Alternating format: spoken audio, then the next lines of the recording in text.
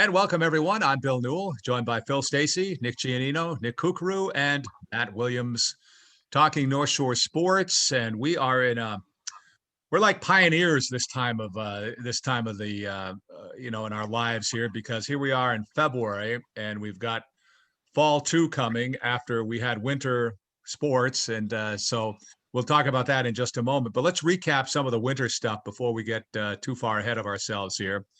And talk about the high school fall 2 season. And Phil, I'll begin. Let's start with you here on the high school hockey ranks. Last time when we talked, things were just about wrapping up, but not quite over. So, what would be the final wrap on boys high school hockey? Well, so we got the season in, which was, I guess that's the real champion here, as they say. Had a kind of a wild final weekend there. You had Nick Kooks was there. He could probably talk more about this than I could. But last Sunday, the last official game was Danvers Gloucester at the Tank, and Danvers won for the 3rd time in 3 days. It was kind of a Nick. I read the story obviously that you wrote, but talk a little bit about that game. 2-2 late into the third, right? Yeah, 2-2. Dylan Driscoll got the winner with 3 minutes left. Nice wraparound, got his own rebound, wrapped it around the other side. Yeah, it was an interesting game. You had one team playing 3 games in 3 days, and, Gloucester had a 17-day COVID shutdown. And it was an interesting scenario. I mean, they looked like a team that hadn't played in 2 weeks. As the game wore on, Danvers looked like a team that was playing its 3rd game in 3 days, but, they ended up having a little more in the tank at the end. Danvers, they had a flurry of games late in the season. I think they played 5 games in the last 7 days, or 5 games in the last 8 days, or something like that. But they won their last 3, and as Nick said, that was a big one for them to close out the season over Gloucester. So they finished 6-7. Masconomet won the they shared, I should say, a share of the NEC Large title. They beat Marblehead, which was missing a couple of defensemen and their goaltender, so they were a little bit shorthanded, but nonetheless, Masconomet defeated them, so they shared the title with Winthrop, which defeated Beverly earlier that same day. So the Vikings and the Chieftains shared the NEC North title. St. John's Prep bowed out in the Catholic Conference semifinals to Catholic Memorial. Jesus, a frustrating game, I think, for the Eagles. Catholic Memorial, at least to my eyes, doesn't really have a particular structure, Bill, that they work off of. They just kind of all chase the puck, and it works for them because they beat the Prep twice this year and tied them one other time. So they were knocked out there. It was good to see Fenwick get back. Those poor guys have been down 4 times this year, and because of COVID concerns or shutdowns or whatnot, and they got to play their last 2 games, and they won both of those to finish with 3 wins. So that was good for them. And Peabody was a nice story. Peabody with only 13 players, I think, on the team, all told, when everybody was healthy. They won their last 4 in a row. Last time they won that many games in a row was 2010. And with it, they won the NEC Small title when they beat Swampscott last Saturday night. So they finished a game under 500, but that was enough to get them the Conference Small Championship. So congratulations to 2nd-year coach Christian Wright and his crew. That's what I got.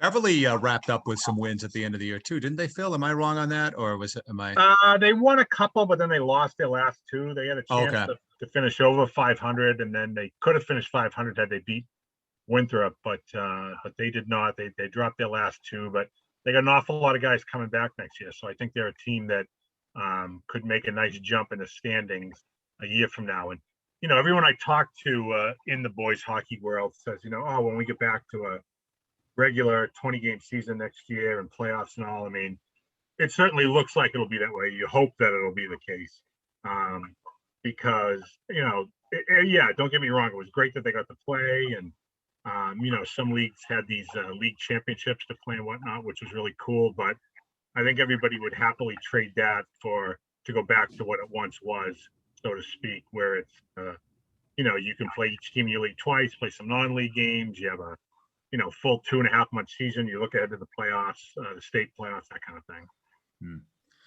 Well, let's stay with hockey and bring Matt in here to talk about girls hockey and how that all wrapped up. Matt. Yeah, it was a good season.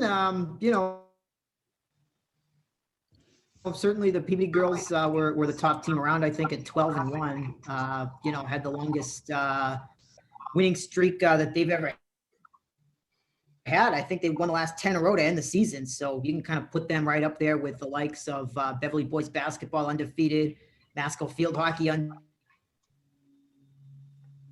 undefeated, Danvers girls soccer. The pandemic and kings of the pandemic, so to speak, these undefeated teams. And I think, going 12-1 and girls hockey is pretty good. I mean, it's hard to win so many hockey games without an off night. And I think you can put the Masco girls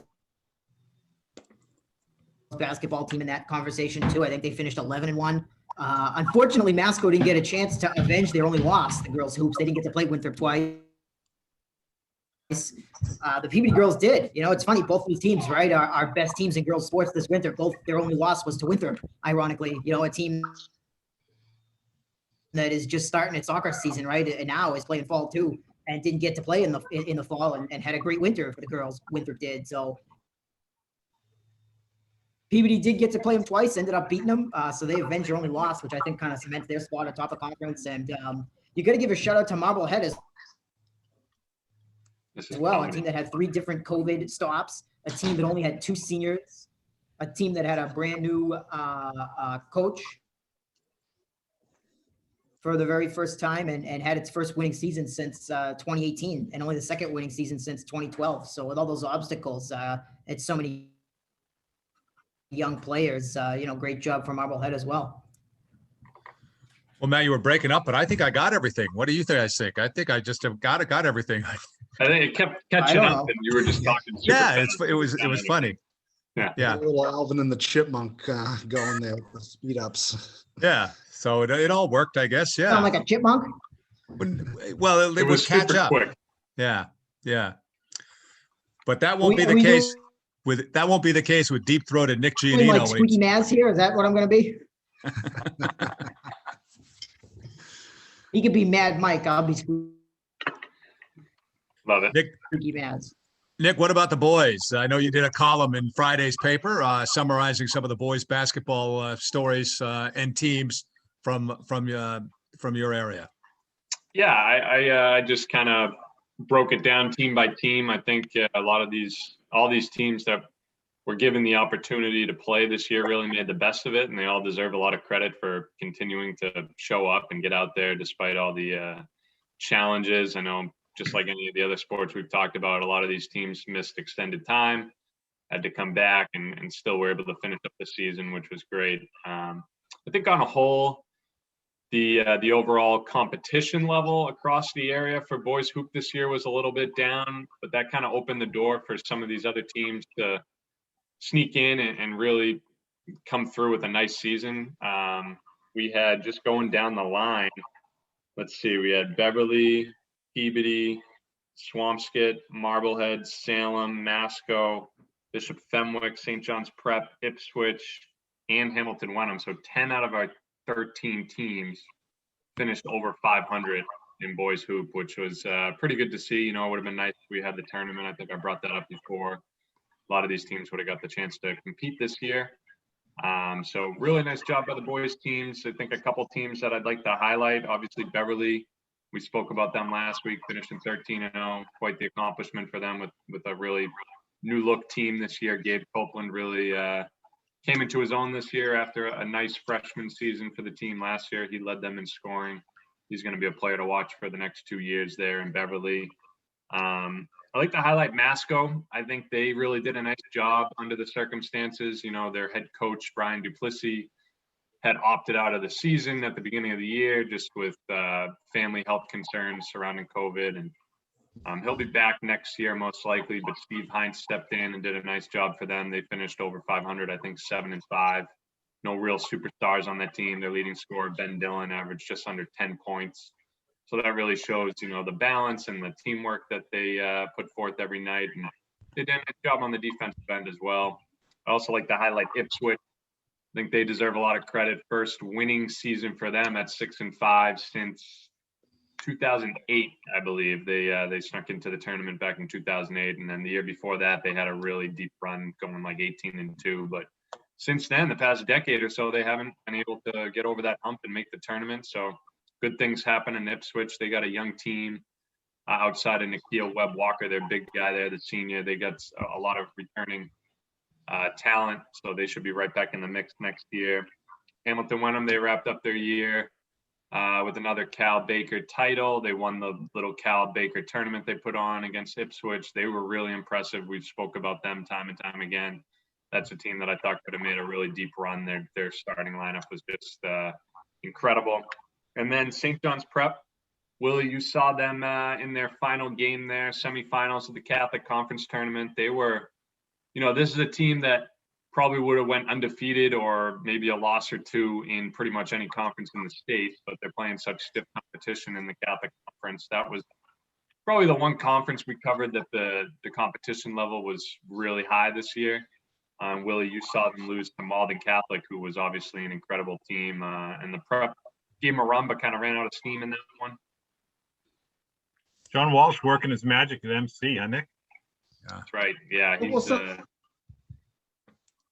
let Willie The jump kid, in. the kid Kingsley had 37 points against the Prep, and then I was reading about them, and there wasn't really anything about him. It was all about all their other players, Felder and this other kid, and it seemed like this kid who shot the lights out of the place against the Prep and couldn't be stopped was like almost a third or a fourth or a fifth option for them. So I mean, geez, like, and they're in Division 2. That would have been a Division 2 team in the tournament.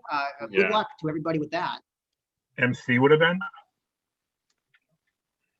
Yeah, I believe that's right. yeah, because they full size, yeah, they played Marblehead. I covered them a couple of years ago in the tournament. So that's Division 2, but good season for the Prep nonetheless. They got young talent too. They should be back next year. Obviously, Aiden Callahan graduating, going to play at WPI. They'll really miss him, but Raleigh Castanera, good young player. They got some good young talent there. Just going down the line, another team, Marblehead. They went Jack Perry coming back too. Who's that? Jack. Yes, Jack Perry. Yeah, sophomore, good shooter. He can shoot. He hit a 3 from beyond the volleyball line in that game.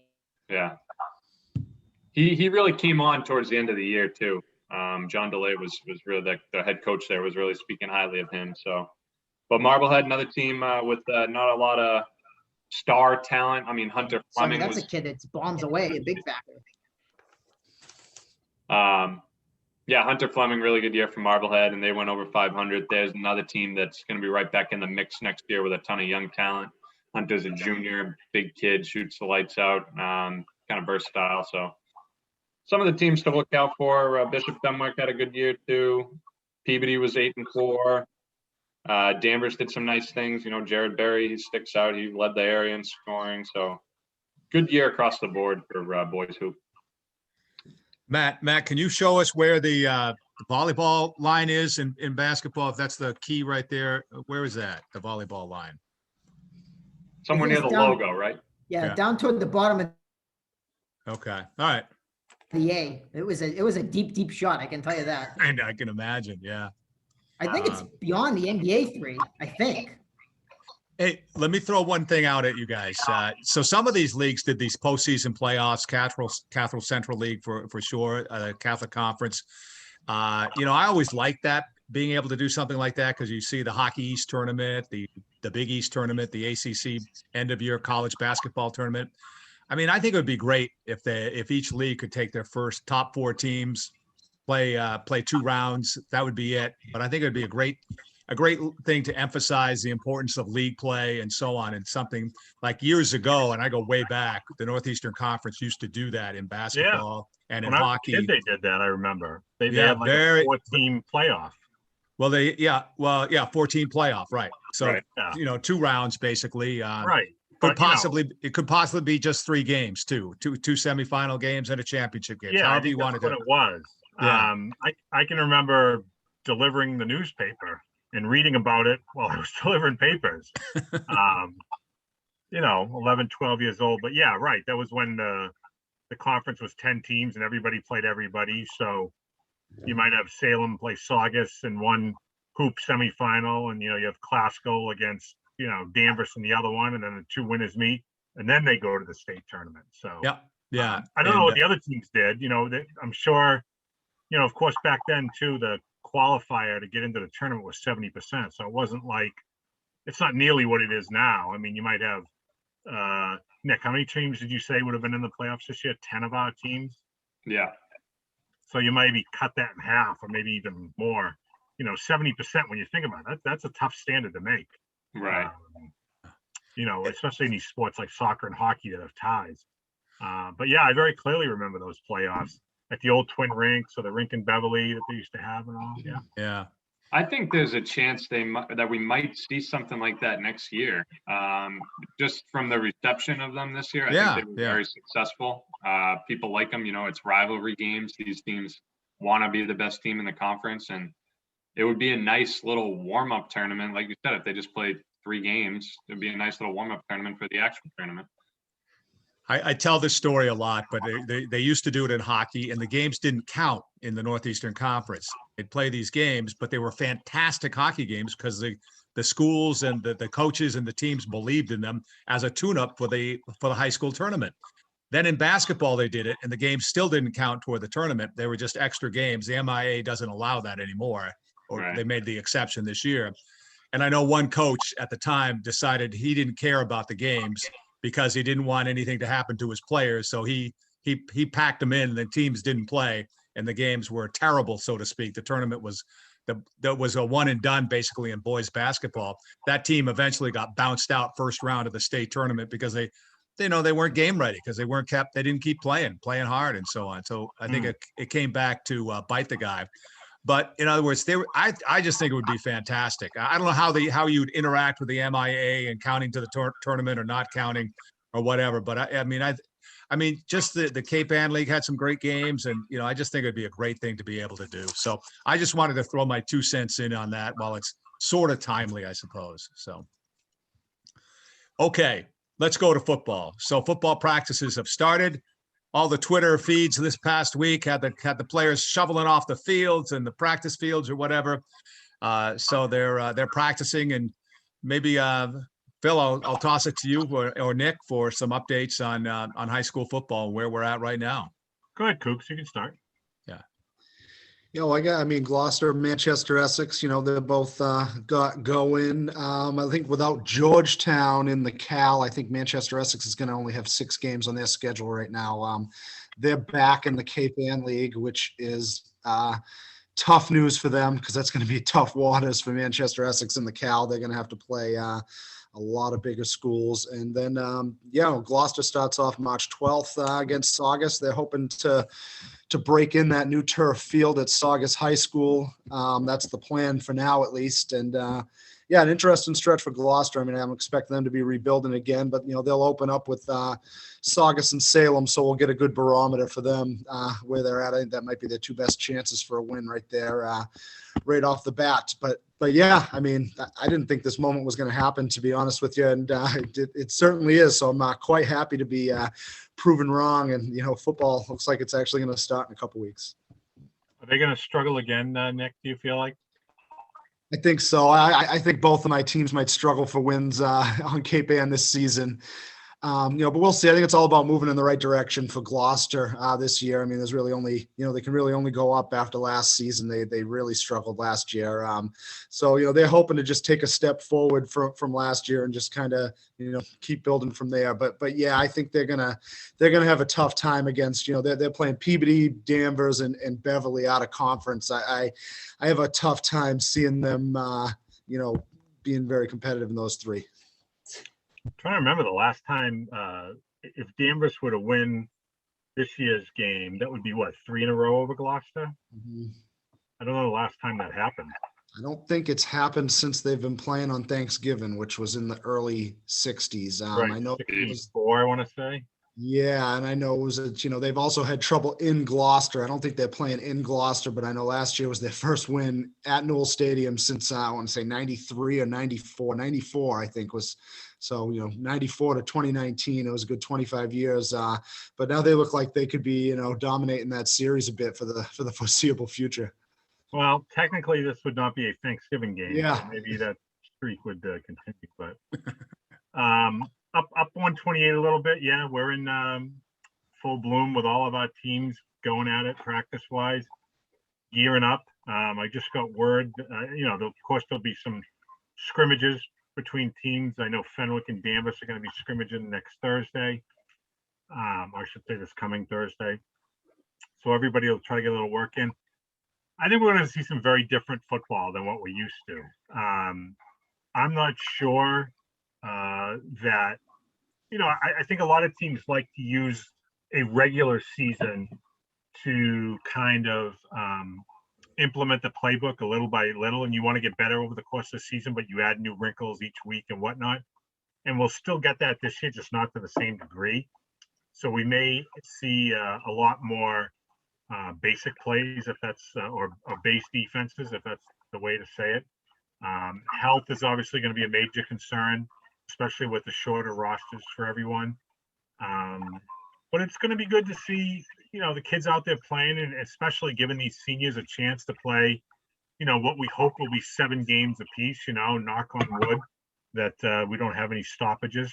What I find really interesting, and I'll let Willie and Nick take it from here, where they talked to some coaches this past week, but the proliferation of Saturday games that we're going to have. I think a lot of school administrators, athletic directors feel as though that their chances of better weather for March and April might be on Saturday afternoon as opposed to Friday night or Friday late evening. So we're seeing some schools that don't normally play Saturday home games, like in Ipswich, like a Marblehead, like a Swampscott, play on Saturday, St. John's Prep. They've always played Saturdays, but recently with the lights, they played some Friday night games. But more and more schools are opting to play those Saturday afternoon games. So that's interesting to me too. Nick G. I don't have a ton to add. I think everyone's happy to be out there. It seems like all the towns have done a great job getting these fields ready. Thankfully, most of the squads got turf to play on, so the weather shouldn't be too much of an issue. And it looks like, looking forward the next couple of weeks here, it's going to start getting a little bit warmer. So that would be a nice positive for the players and for everyone watching. But I don't know what else to add at this point. They've only had about 5 practices. It seems like things are going well. Kids are just excited to be back out there, and they're treating this like a normal football season.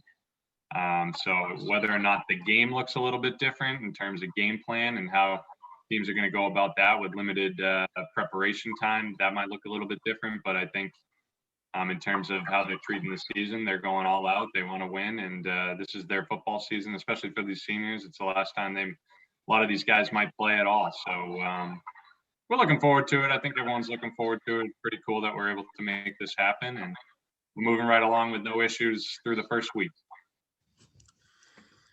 Matt? 1971 to 73, that was Danvers winning 3 in a row. I was able to look it up here while we were talking. So I don't know if there was some Bavaro brothers involved in those 3 games or not, but there may have been. Well, that would definitely would have been before one of the Bavaros. Mark would have been well after that, early 70s. Yeah.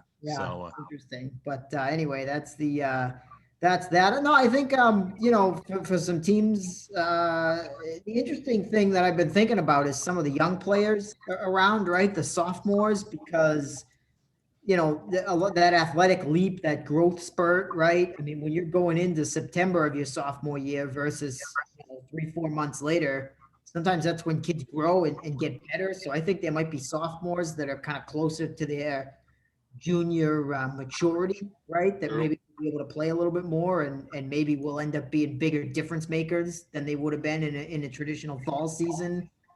I wonder if some teams will play more young guys as they look to kind of build.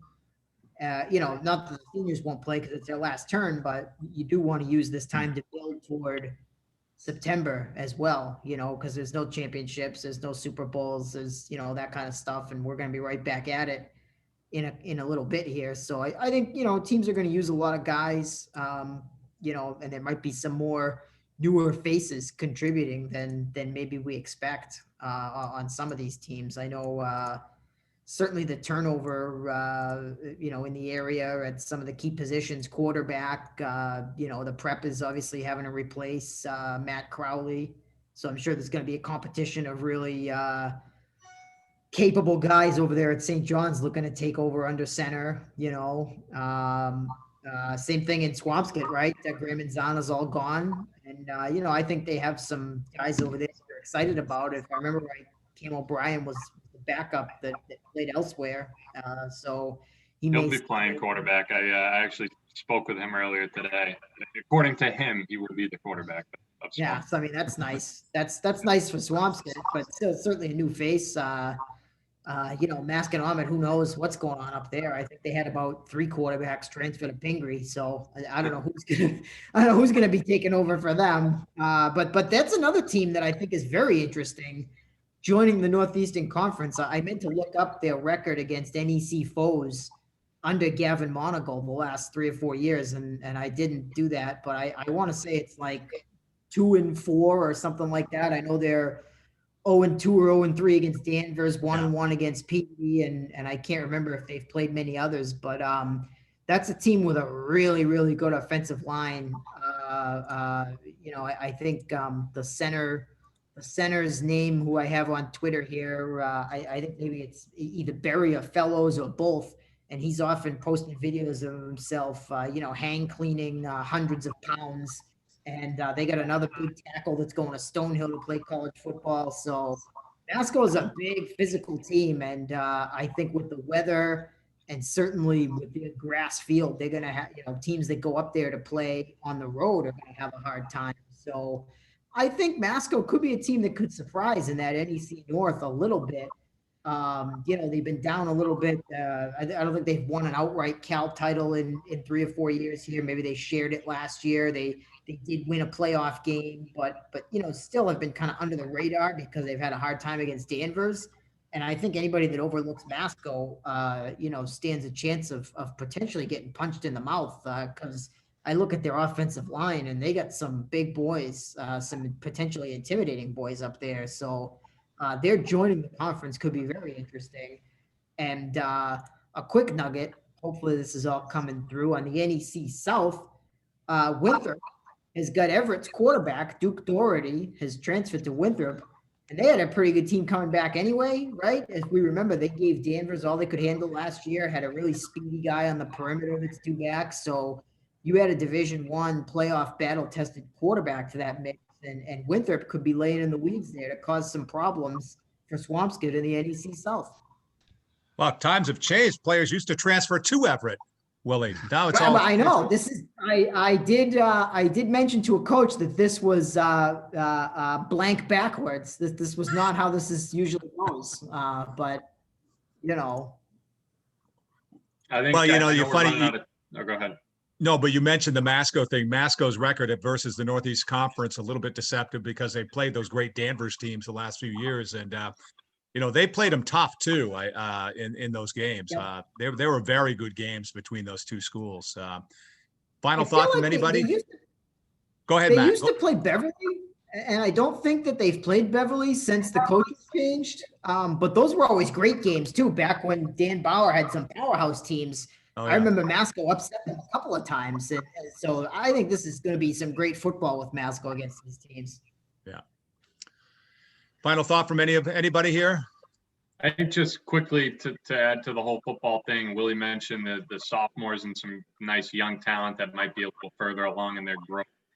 Just overall, the numbers from speaking to some of the coaches, high numbers across the board for these football teams, which is awesome to see. We weren't sure if some of these kids might go out with the season being in the winter here, but that's not the case. We got some hockey guys coming out, Phil. We got, I know, either in Danvers or Fenwick, they had some soccer kids that are going to play this year that normally don't get that opportunity. So That's pretty cool. That adds another little dimension, different athletes there. Maybe we'll see some longer field goals this year. Some of the soccer players, who knows?